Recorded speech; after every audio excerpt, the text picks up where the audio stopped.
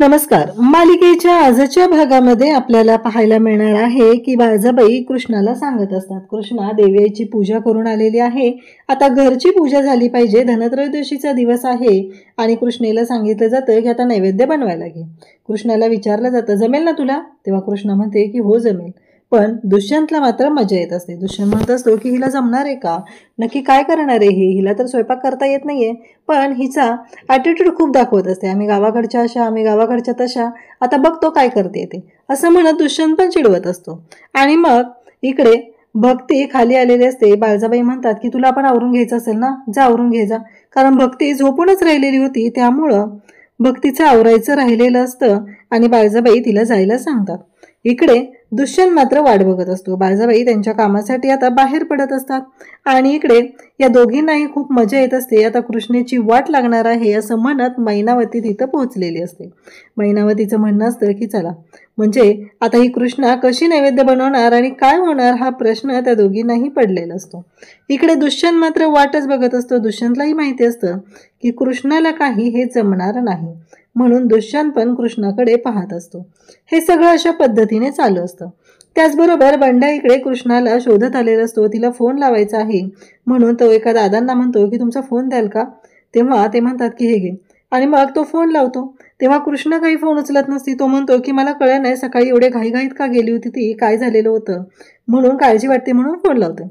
पण कृष्णा काही फोन उचलत नसते. कृष्णा आता किचनमध्ये असते, तिला किचनमधली कामं करायची असतात आणि त्यासाठीच कृष्णा तिकडे गेलेली असते.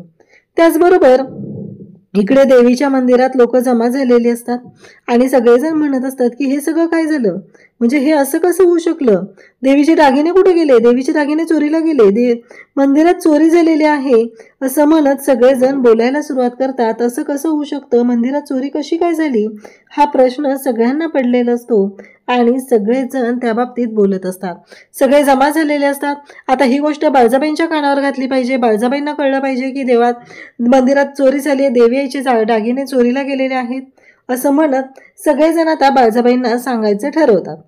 तेव्हा मात्र इकडे पाहायला मिळतं की हे सगळं जेव्हा घडत असतं तेव्हा कृष्णा आता किचनमध्ये आलेले असते. कृष्णाला काहीच माहिती नसतं काय झालेलं आहे आणि कोणामुळे झालेलं आहे, कुठल्या गोष्टी घडलेल्या आहेत याबद्दल कृष्णाला काहीच ठाऊक नसतं. कृष्णा मात्र तिला नैवेद्य बनवायचा आहे आणि तो कसा बनवायचा याचाच विचार करत असते. आणि त्याच वेळी कृष्णा घरामध्ये किचनमध्ये साहित्य शोधत असते आणि तिच्या हाती पोह्यांचा डबा लागतो. तो उघडते आणि ती म्हणते ह्या पोह्यांचं काय करता येईल का.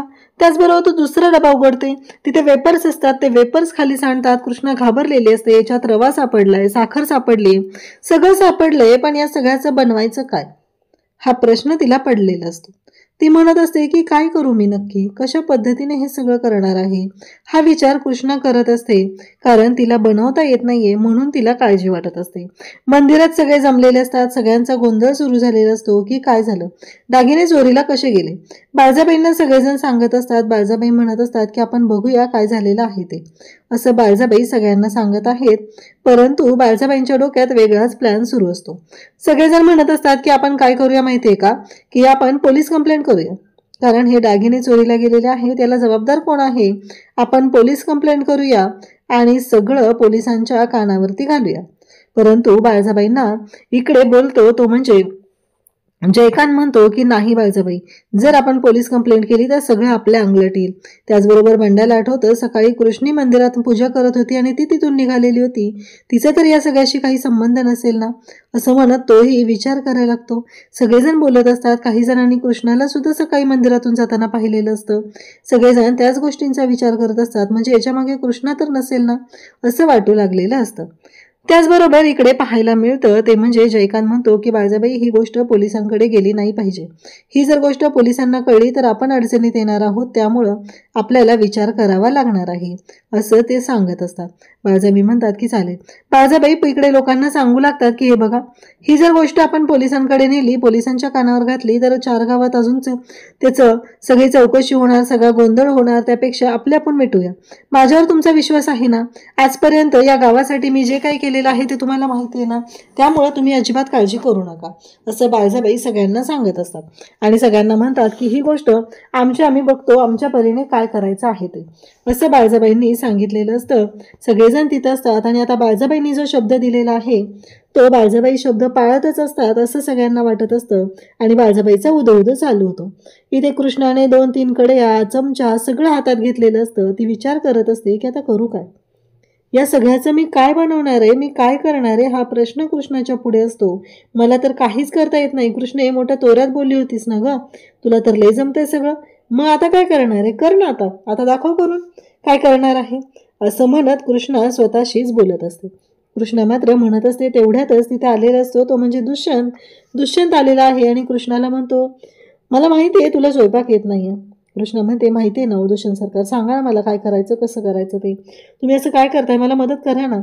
तेव्हा दुष्यंत म्हणतो, पण एक गोष्ट मला आठवते, तू म्हणालेली होती ना आम्ही गावाकडच्या मुली काही करू शकतो, कुठेच कमी नाहीये, मग दाखवून दे आज, तू कमी नाही असती, आज तुला संधी मिळालेली आहे दाखवण्याची, तू काहीही करू शकते. मग आता का नाही करत स्वयंपाक, का नाही जमणार तुला स्वयंपाक, तो तर जमलाच पाहिजे, असं म्हणत दुष्यंत हा कृष्णाला चिडवत असतो. कृष्णा मात्र विचार करत असते. कृष्णाला प्रश्न पडलेला असतो की आता करू काय, गोष्टी कशा पद्धतीने मॅनेज करू, हा प्रश्न कृष्णाला पडलेला असतो.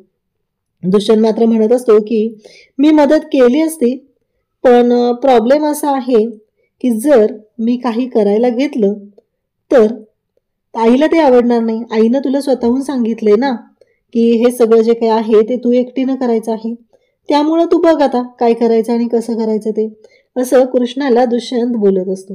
तेव्हा मात्र कृष्णा म्हणत असते की असं काय बोलताय दुष्यंत सरकार. इकडे बाळजाबाई मात्र बोलत असतात. बाळजाबाई म्हणत असतात की काही काळजी करू नका, माझ्यावर विश्वास आहे ना तुमचा, देवीचे दागिने मी शोधून काढणार, जो चोर आहे ना त्याच्या गळ्यामध्ये चपलांचा हार घालून त्याची धिंड काढूया, एवढी तयारी मी दाखवलेली आहे, असं बाळजाबाई सांगत असतात. सगळेजण म्हणत असतात की चला, बाळजाबाईंनी शब्द दिलाय ना, आजपर्यंत बाळजाबाईंनी सगळ्या गोष्टी केलेल्या आहेत आणि इथून पुढे ही सगळ्या गोष्टी बाळजाबाई व्यवस्थित करतील, असं सगळ्यांचं बोलणं चाललेलं असतं. त्याचबरोबर सगळेजण आता बाळजाबाईंनी जे सांगितलेलं आहे ते ऐकतात आणि देवीला नमस्कार करतात आणि तिथून निघायला लागतात. कारण बाळजाबाईंचा शब्द हा सगळ्यांसाठी शेवटचा असतो आणि बाळजाबाईंनी आजपर्यंत आपल्या गावासाठी काय केलेलं आहे आणि पाचगावसाठी सगळं बाळजाबाईंनी केलेलं आहे असं म्हणत सगळेजण बाळजाबाईंचा उदो करू लागतात.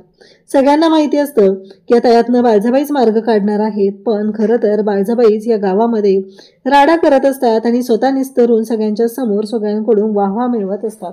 कृष्ण आता विचार करते, काय करू, हे तांदूळ आहेत, नक्की काय करू. देवी, तू तर विचार कर ना ग माझा, तुला माहिती आहे ना मला काही नाही जमत आहे, असं कृष्णा बोलत असते. शेवटी कृष्णा विचार करू लागते की आता गॅस कसा पेटवायचा, नक्की काय करायचं, कशा पद्धतीने मला करावं लागेल, हे सगळं हा कृष्णाचा विचार सुरू असतो. इकडे मैनावती आणि बाळजाबाई घरी आलेले असतात. मैनावती म्हणत असते की आता बाळजाबाई, आता करा फायरिंग, काय करायची ते आज जाऊन आपल्याला दाखवूनच द्यायचं आहे ना, हे सगळं त्या कृष्णेनेच केलेलं आहे, मग कशाला विचार करायचे, आता आपण जाऊया ना आणि करूया सगळ्यांच्या पुढे फायरिंग, असं तिचं म्हणणं असतं. तेव्हा मात्र बाळजाबाई म्हणतात की शांत, मैनावती एवढी घाई करायची नाही, जरा शांत घ्या. कसं आहे माहिती आहे का, काहीही झालेलं असलं तरीही आपल्याला गोष्टी शांतपणेच हँडल कराव्या लागणार आहे. तुमच्या लक्षात येत नाहीये मैनावती, जरा शांत राहा, असं बोलणं सुरू झालेलं असतं. तेवढ्यात जयकांत म्हणतो की बाळजाबाई, मला तुम्हाला काहीतरी दाखवायचंय. आणि जयकांतने कृष्णाचा जो व्हिडिओ काढलेला असतो, कृष्णा तिच्या आईशी बोलत असते, आईने तिला 1 लाख रुपये मागितलेले असतात आणि कृष्णाला सांगितलेलं असतं की ते दे पैसे, आणि तो व्हिडिओ जो आहे तो जयकांतने काढलेला असतो. परंतु इकडे गणपतला आणि त्याचबरोबर प्रश्न पडलेला असतो तो म्हणजे गणपतला आणि त्यासोबतच मैनावतीला की तू कृष्णाच्या मागे मोबाईल घेऊन काय करत होता, का तू तिच्या मागे मोबाईल घेऊनच फिरत होता व्हिडिओ काढायचे म्हणून. त्यांना दोघांनाही संशय आलेला असतो की नक्कीच हा जो आहे त्याचा काहीतरी वेगळा प्लॅन होता आणि त्यामध्ये हा व्हिडिओ निघलेला आहे असं त्या दोघांनाही वाटत असतं. म्हणून ते दोघंही त्याला बोलत असतात. तेव्हा तो म्हणतो की नाही तसं काही नाहीये, कळलं मला, म्हणून तो व्हिडिओ काढलेला आहे. आता बाळजाबाई आत येतात, गुरुजी तिथं असतात. गुरुजींना विचारतात, झाली का तयारी, पूजेला सुरुवात कधी करायची. गुरुजींना इकडे दुष्यंती म्हणतो की किती वेळ आहे, अजून मुहूर्त टळणार नाहीये ना, वेळ आहे ना बराच. तेव्हा गुरुजी म्हणतात, आता पुढील 10 मिनिटांमध्ये इथे प्रसाद आला पाहिजे, नैवेद्य आला पाहिजे, म्हणजे सगळ्या गोष्टी व्यवस्थित होतील, नाही तर मुहूर्त टळला जाईल. इकडे दुष्यंतने कृष्णाला मुद्दामच चिडवलेलं असतं की हे बघ, तुला काही जमणार नाहीये, तू काही करू शकणार नाहीये, असं चाललेलं असतं. दुष्यंत मात्र ओरडत असतो की नाही, मला नाही वाटत की कृष्णाला जमेल, ती करेल, पण आईसाहेब तुम्हीच बघा आता काय करायचं आहे ते, असं दुष्यंत बोलत असतो. मैनावतीही तिथं असते. सगळेजण बोलत आहेत. सगळ्यांना प्रश्न पडलाय की आता कृष्णा नैवेद्य काय बनवणार. नक्की कृष्णा नैवेद्य बनवेल का काय गोंधळ घालून येईल हा प्रश्नही सगळ्यांना असतो. कारण बाळजाबाईंनी तर मुद्दामच तिला पाठवलेलं असतं. भक्तीच्या बाबतीतही तेच झालेलं असतं आणि त्यामुळंच आता बाळजाबाई बोलत असतात. बाळजाबाई म्हणत असतात की काहीही झालं तरीही या सगळ्या गोष्टी ज्या आहेत त्या अगदी व्यवस्थित पद्धतीने झाल्या पाहिजेत, असं बाळजाबाईंचं म्हणणं असतं. आणि त्याचबरोबर इकडे आता कृष्णा म्हणत असते की चालेल. तर इकडे जयकांत म्हणतो की मी जाऊन बघून येतो काय झालेलं आहे आणि नक्की कशा पद्धतीने गोष्टी झालेल्या आहेत, असं जयकांतचं म्हणणं असतं. आणि तेव्हा मैनावती म्हणते की आता स्वयंपाकघरातली पण कामं तुम्हालाच करायची आहेत का. नाही, कळत नाही आम्हाला म्हणून विचारलं की स्वयंपाकघरातली पण कामं करायची आहेत का, असं बोलणं सुरू आहे. आणि तेव्हा मात्र कृष्णाकडे आता बघायला जाते ती म्हणजेच बघायला जाते भक्ती जाते आणि म्हणते की कृष्ण हे काय झालं ग. आणि त्याचबरोबर हे सगळं जेव्हा घडत असतं तेव्हा मात्र भक्ती आता गेलेली आहे आणि भक्ती म्हणते की काय ग कृष्णे, बनवलंस का नैवेद्य, काय बनवलेस तू. तेव्हा कृष्णा सांगते की हो बनवलाय मी नैवेद्य. आणि कृष्णाने खरोखरच नैवेद्य बनवलेला असतो आणि नैवेद्य अशा पद्धतीने बनवलेला आहे, ती खीर बनवलेली तांदळाची ते सांगितलं जातं. तेव्हा मात्र कृष्णाने ज्या पद्धतीने खीर बनवलेली असते ती पाहून भक्ती मात्र खुश होते. ती म्हणते की अगं कृष्णे, तुला इतक्या वेळा मी स्वयंपाक शिकवण्याचा प्रयत्न केला, एवढं सगळं तुझ्यासाठी केलं, पण तुला कधीच मला कळत नाहीये तुला कधीच स्वयंपाक बनवता आला नाही, मग आज अचानकच कसं काय हे सगळं जमलेलं आहे. तेव्हा ती म्हणते की अचानक नाही ग, मला बाने सांगितलेलं होतं आणि म्हणूनच मी हे सगळे खीर बनवू शकलेली आहे. मग तिला जे आठवत असतं ती जेव्हा घरी होती तेव्हा लहान असताना तिला म्हणालेलं असतो की दिवाळी सण आलेला आहे. मग दिवाळी सण आलेला आहे तर आता दिवाळीसाठी आपल्याला काहीतरी केलं पाहिजे, पण विहिरीला पाणी अजूनही लागलेलं नाहीये, मग काय करायचं हा प्रश्न असतो. आणि मग त्याच वेळी तिला बाने सांगितलेलं असतं की आपण तांदळाची खीर बनवूया. तांदळाची खीर कशी बनवायची, तर आपल्या गाईचं दूध आहे ते वापरायचं आणि तांदळाची खीर बनवायची, असं बाने तिला रेसिपी दिलेली असते आणि त्या पद्धतीने कृष्णाने ते बनवलेले असते. इकडे कृष्णाला आता सांगत असते ती म्हणजे भक्ती, अगं चल कृष्णे लवकर चल, तुला माहित नाहीये काय झालंय, आत्ताच्या आत्ता चल बरं लवकर, कारण बाळजाबाई आलेल्या आहेत आणि त्या बोलवत आहेत, जर तू लवकर आली नाहीस तर काहीच होणार नाही, त्या ओरडायला लागलेत नैवेद्य घेऊन चल. कृष्णे आता नैवेद्य घेऊन येतच असते आणि त्याचबरोबर कृष्णा हे सगळं जे काय आहे ते बाहेर घेऊन आलेले असते. तेव्हा बाळजाबाई म्हणतात की गरिबासारखा काय नैवेद्य बनवलाय, खीर, अरे पण तू आता कोण आहे माहितीयेस ना, तुला रांगडे पाटलांची सून आहे.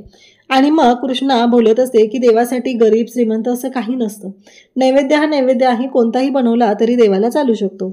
आणि इकडे दुष्यंत म्हणत असतो की मला कृष्णाचं म्हणणं पटतंय, असं दुष्यंतने सांगितलेलं असतं आणि बाळजाबाईंच्या समोर कृष्णाची बाजू घेऊन त्यांनी बरोबर दाखवून दिलेलं असतं. आता कृष्णा ही खीर घेऊन दुष्यंतकडे आलेली असते आणि दुष्यंतला म्हणालेली असते की ही खीर खाऊन मला सांगा की कशी झालेली आहे, असं कृष्णाने सांगितलेलं असतं. दुष्यंत मात्र तिच्या समोर काही खीर खात नाही आणि जेव्हा आता दुष्यंत ती खीर खात नाही त्याच वेळी कृष्णा तिथून जाते आणि कृष्णा माघारी येते आणि पाहते तर काय, दुष्यंत आवडीने चाटून पुसून ती खीर खात असतो आणि त्याला ती खीर खूपच आवडलेली असते. हे कृष्णाच्या लक्षात येतं. म्हणजे इतक्या वेळ दुष्यंत नाही म्हणत होता, पण त्याने तर खीर आवडीनं खाल्लेली आहे ही गोष्ट कृष्णाला समजलेली असते. त्यासोबतच इकडे पाहायला मिळतं ते म्हणजे कृष्णा खुश झालेली असते, तिला खूप छान वाटलेलं असतं. आणि इकडे बाळजाबाईंचा प्लॅन तर फ्लॉप झालेला आहे आणि बाळजाबाई स्वतःच आता तोंडावर पडलेले आहेत. अशाच अपडेटसाठी चॅनलशी कनेक्ट राहा. थँक्यू.